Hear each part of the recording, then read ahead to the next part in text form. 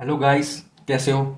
आज हम पढ़ेंगे डाइंग डिक्लेरेशन के बारे में, जिसको हम डीडीबी बोलते हैं, जो कि डिफाइन है section 32 clause 1 of Indian evidence act में। ये होता क्या है, इसके इसेंशियल इंग्रेडिएंट्स क्या हैं, ये एडमिसिबल क्यों होता है और इसकी एविडेंसरी वैल्यू क्या है, मतलब इसकी इंफॉर्मेशन कैसे यूज़ होगी as a proof in proceedings. और ये इंग्लिश लॉ में ये थोड़ा अलग तरीके से डिफाइन है, तो हम इनके बीच का डिफरेंस भी देख लेंगे लास्ट में। तो ये तो हो गया स्टार्टअप। अब हम चलते हैं मेन कोर्स पे। अब हम पढ़ेंगे सेक्शन 32। ये बात करता है स्टेटमेंट की, जो एक पर्सन देता है रेलेवेंट फैक्ट के बारे में, और कौन कौन से केसेस हैं जब वो पर्सन स्टेटमेंट देगा, और वो पर्सन कौन होगा, या फिर वो मर चुका हो, या वो गुम गया हो, वो एविडेंस देने के कैपेबल नहीं हो, या रिक्वायर्ड टाइम देने के बाद भी वो प्रेजेंट ना हो सके उस टाइम पे। और तो ये तो हो गए पर्सन कौन होगा। अब बात करेंगे कौन कौन से केसेस हैं जब हम ये स्टेटमेंट उनसे लेंगे। तो वैसे तो इसमें 8 केसेस हैं, बट हम सिर्फ फर्स्ट पढ़ेंगे जो इम्पोर्टेंट है। Clause 1, when it relates to the cause of death, that is dying declaration, जो हमारा मेन टॉपिक है।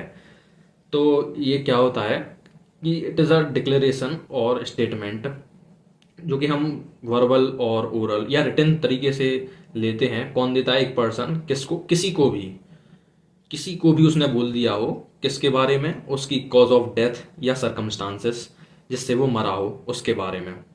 अब यहाँ वर्बल और ओरल मैंने दोनों यूज़ किया है, तो इनके बीच में भी डिफरेंस है। वर्बल मतलब होता है वर्ड से रिलेटेड, शब्दों से रिलेटेड या वर्ड खुद, और ओरल मतलब मुंह से बोला हो, डायरेक्टली बोल दिया हो। और वर्बल ये थोड़ा बिट वाइडर टर्म भी है एज कम्पेयर टू ओरल। और इस डिफरेंस पे एक केस ने लाइट मारी है, उसका नाम है क्वीन एम्प्रेस वर्सेस अब्दुल्ला। तो इस केस में हुआ क्या था कि एक प्रोस्टिट्यूट के गले पर रेजर मार दिया था, जिसकी वजह से she was not able to speak. फिर डीएम ने उससे एक्यूज के बारे में पूछा, तो उसने कैसे थ्रू साइंस और जेस्चर्स, जैसे अपना हाथ ऊपर नीचे उसने कर दिया, जिससे उसको डीएम को पता चला कि हाँ इसी एक्यूज ने मारा है। उसकी नाम बोलने पे उसने हाथ ऊपर नीचे कर दिया था।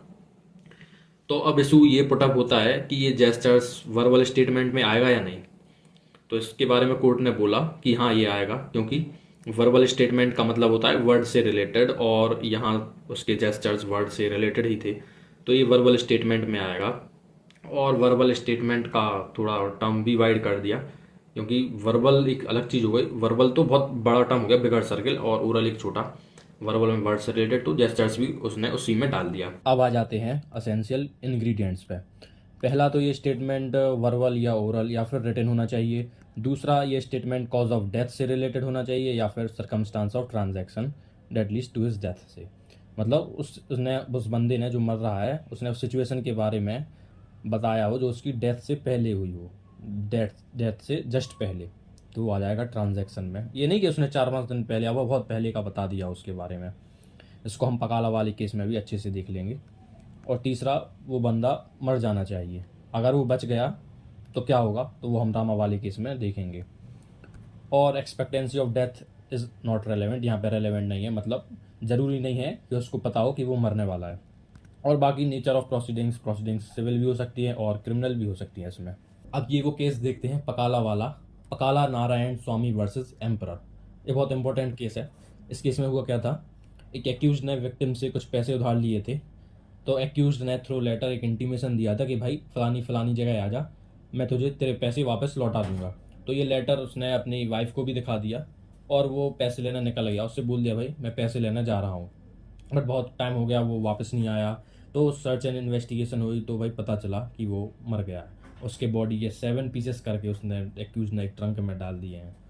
इसका मतलब है उसकी डेथ हो चुकी है। भाई कौन करता है ऐसा, बेचारा भला आदमी पैसे लेने गया खुद ही मर गया। ठीक है, लेट इट बी। अब इशू ये रेज हुआ कि जो वो अपनी वाइफ से बोल कर गया था कि मैं वहाँ जा रहा हूँ पैसे लेने, वो डाइंग डिक्लेरेशन में आएगा या नहीं। तो कोर्ट ने बोला कि आएगा, बिकॉज ये सरकमस्टांसेस ऑफ ट्रांजैक्शन कहलाएगा, क्योंकि वो अपने मरने के पहले बोल कर गया था। उसकी डेथ हुई थी, जस्ट पहले उसने वाइफ को बोल कर गया था कि भाई मैं वहाँ जा रहा हूँ, तो वो सरकमस्टांस ऑफ ट्रांजैक्शन में गैम्बिट में आ जाएगा। जस्ट पहले बोला था क्योंकि उसने। और ये चीज़ सर्कमस्टांशियल एविडेंस से थोड़ी सी अलग होती है, बिकॉज इसका मतलब सर्कमस्टांशियल एविडेंस का मतलब कोई भी एविडेंस हो जो कोर्ट ने ड्रॉ किया हो, ये थोड़ा बिगर बड़ा सर्किल है as compare to circumstance of transaction. तो ये अपना वाला ये अकाला वाला केस सर्कमस्टांसेस ऑफ ट्रांजैक्शन में आएगा। ठीक है, और एक और केस है जो ऊपर देखा था हमने, एम्परर वर्सेस रामा। इसमें वही वो बंदा अगर बच गया हो तो क्या होगा, अगर वो बच गया हो तो डाइंग डिक्लेरेशन में उसकी स्टेटमेंट एडमिसिबल नहीं होगी, बट हाँ उसकी स्टेटमेंट इसमें हो सकती है अंडर सेक्शन 158 जो कि बोलता है कोरोबोरेशन ऑफ स्टेटमेंट। कोरोबोरेट मतलब किसी के स्टेटमेंट के सपोर्ट में कुछ स्टेटमेंट देना, सपोर्टिंग स्टेटमेंट लेट्स से, और या फिर 145 के अंडर अगर स्टेटमेंट को कॉन्ट्रडिक्ट करने में यूज़ किया जा रहा हो उसको। ठीक है, ये होगा हमारे इंग्रेडिएंट्स और उससे रिलेटेड केसेस। अब हम देखते हैं ये एडमिसिबल क्यों होगा, क्योंकि first because of it is a necessity. ऐसे केसेस में बंदा खुद अपना ही अकेला आई विटनेस होता है और अगर हम उसी की बात नहीं माने तो उसके साथ जस्टिस नहीं होगा। एक मैक्सिम है नेमो मॉरिटूर प्रसुम्प्टर मेंटरी, जिसका एक्रोनिम NMPM है, और इसको हम नरेंद्र मोदी प्राइम मिनिस्टर से भी याद रख सकते हैं, जिसका मतलब होता है कोई अपने भगवान से मिलने के पहले झूठ नहीं बोलेगा, इसलिए हम उसके स्टेटमेंट्स को सच मान के चलेंगे। और तीसरा बिकॉज ऑफ प्रॉक्सिमिटी, वो एक्ट जिसके बारे में वो बता रहा है वो उसके मरने के पहले ही हुआ है, इसलिए उसको हम एडमिसिबल मानेंगे डिक्लेरेशन को। बट इसमें ऐसा नहीं होना चाहिए कि भाई तुम बोल दो मेरी बंदी ने मुझसे 1 महीने पहले बोला था कि अगर तुमने मुझसे झूठ बोला तो मैं तुझे मार दूंगी, और उसने मार दिया, नहीं, ये कतई नहीं चलेगा। और ये हियर से एविडेंस का एक्सेप्शन है, हियर से मतलब सुनी हुई बात। उसके बाद ये सब्सटेंटिव एविडेंस माना जाता है, इसको हम मानते हैं। सब्सटेंटिव मतलब जिसमें कोरोबोरेशन की ज़रूरत नहीं होती। कोरोबोरेशन मतलब मैं पहले बता चुका हूँ। और इसके मेथड ऑफ प्रूविंग देखते हैं। अगर ये ओरल स्टेटमेंट हुआ तो जिसने उसको सुना हो वो खुद आके बोल दे कोर्ट में, तो वो प्रूफ हो जाएगा।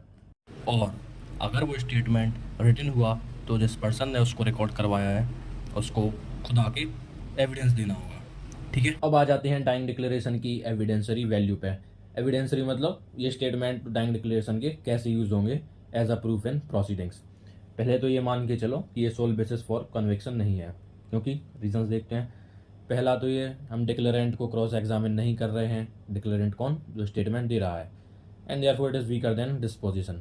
डिस्पोजिशन वो स्टेटमेंट होता है जो मजिस्ट्रेट के सामने देते हैं, बट यहाँ डाइंग डिक्लेरेशन तो किसी के सामने भी दे सकते हैं। और दूसरा वो कन्फ्यूज़न में हो सकता है उस टाइम पे जब वो स्टेटमेंट दे रहा हो, या फिर वो रिवेंज बदला ले रहा हो, वो लास्ट अपॉर्चुनिटी देख के, जैसे कि आपदा को अफसर में बदलना। अब इसमें कुछ केसेस हैं वो भी देखते हैं। पहला तो है Kushal Rao versus state of Bombay.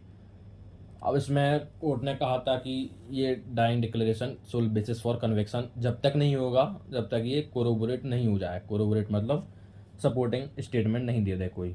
एक और केस है KR Reddy versus public prosecutor. इसमें बोला गया था कि स्टेटमेंट का ट्रुथ हम कैसे जान सकते हैं, बाय क्रॉस एग्जामिनेशन, और कोर्ट को नेसेसरी मेजर लेने पड़ेंगे इसकी स्टेटमेंट की सेंसिटी को चेक करने के लिए।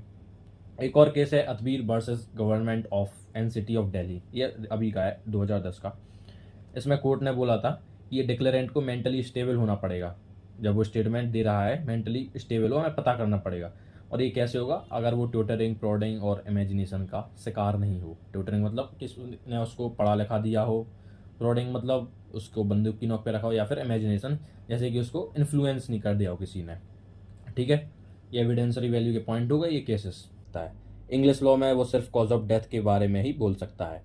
इंडियन लॉ में सिविल और क्रिमिनल केस दोनों में अप्लाई होगा, इंग्लिश में अकेले क्रिमिनल केसेस में। तो ये हो गया हमारा डाइंग डिक्लेरेशन का दी एंड। वीडियो अच्छी लगी हो तो लाइक करना, नहीं तो मिलते हैं अगली वीडियो में। Till then bye bye, take care, bye, thank you.